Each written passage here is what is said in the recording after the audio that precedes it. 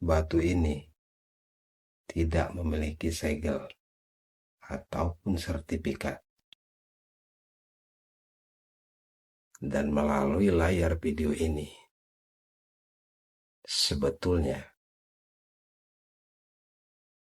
dengan sangat mudah saya bungkus dan kata-kata indah, narasi yang manis, atau tulisan di caption beranda. Bahkan saya bisa memanipulasinya dengan efek kamera. Lalu bagaimana Anda bisa percaya kalau saya bilang batu ini bagus, warnanya hidup, kebersihannya sempurna melalui layar smartphone Anda? Mungkin Anda akan ragu, dan keraguan itu sangatlah wajar. Maka biarlah saya bantu dengan senter ini untuk melihat jauh ke dalamannya, biar terlihat sempurna.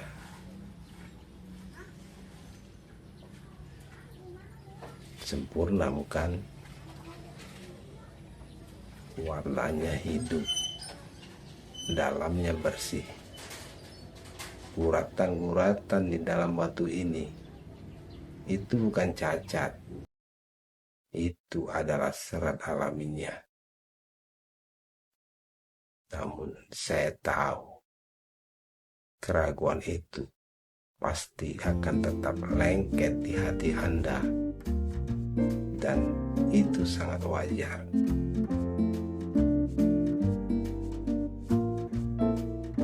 Sebab saya tahu Anda adalah orang yang cerdas. Insting Anda tidak bisa dibohongi oleh sekejap pendaran cahaya di layar smartphone ini. Insting Anda sama seperti insting seorang bapak yang malam-malam seperti ini mencemaskan kondisi anaknya yang sedang kuliah di kota seberang. Tidak ada yang pernah tahu betapa mengerikannya ruang sunyi di dalam kamar kos yang terkunci itu.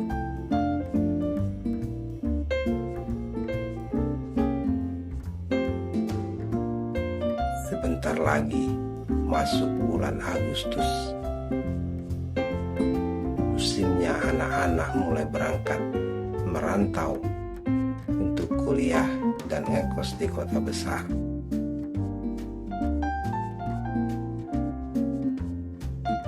Di balik layar gawai yang dingin itu, anak-anak mungkin tersenyum dan bilang semuanya aman. Orang tua pun memilih tenang, karena semua kebutuhan, fasilitas, dan uang saku sudah ditransfer penuh. Banyak yang mengira layar yang menampilkan wajah ceria anak sudah cukup menjadi bukti bahwa masa depan mereka baik-baik saja. Tapi kita sering lupa,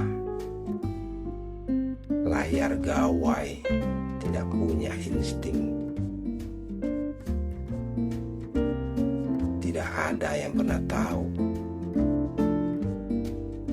betapa mengerikannya ruang sunyi di dalam kamar kos yang terkunci.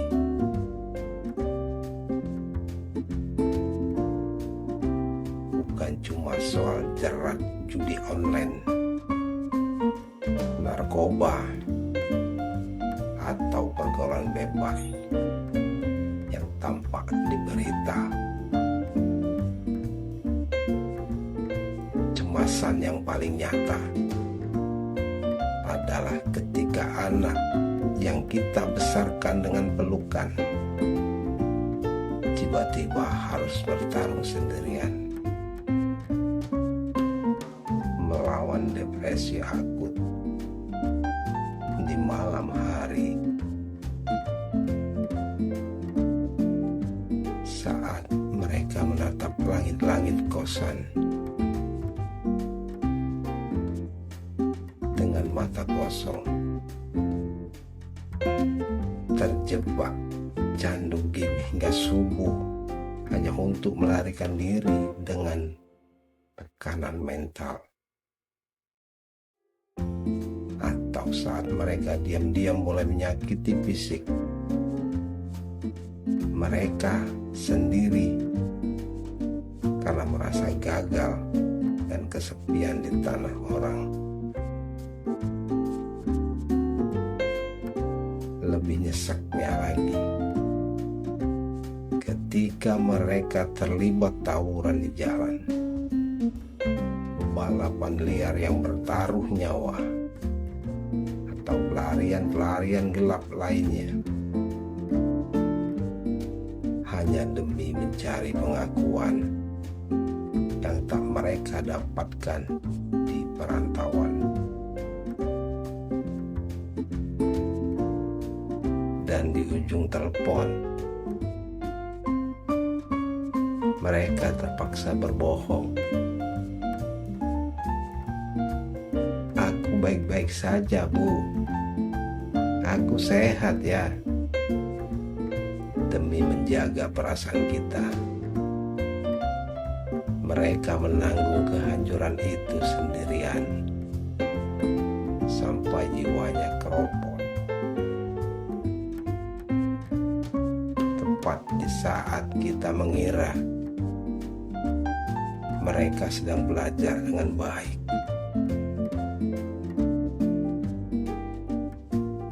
uang melimpah, bisa membeli fasilitas kos termewah,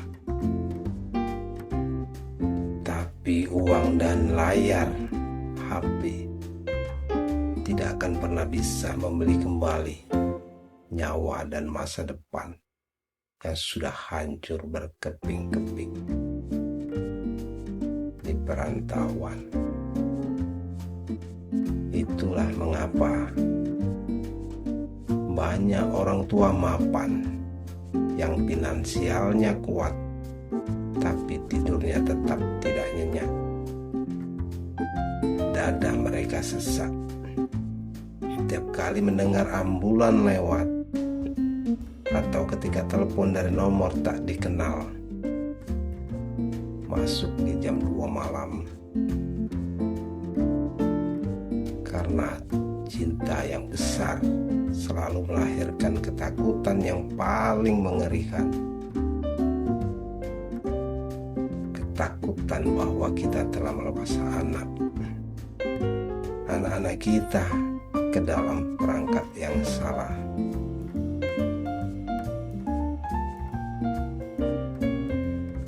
Memang saya orang yang kejam dalam mendidik anak. Tapi maaf, bukan dengan fisik, tapi dengan contoh yang baik.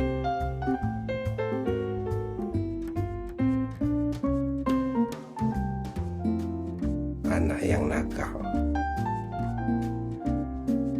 yang nakal itu tidak semuanya jahat. Dia cuma butuh perhatian, karena kenakalan itu adalah karakter bawaan hidup yang juga punya nilai positif. Ketika diarahkan dengan baik, ada anak yang lembut, ada juga anak yang kasar. Namun dari mereka lah saya belajar bahwa nilai yang asli itu tumbuh dari dalam, bukan pengakuan luar. Sama seperti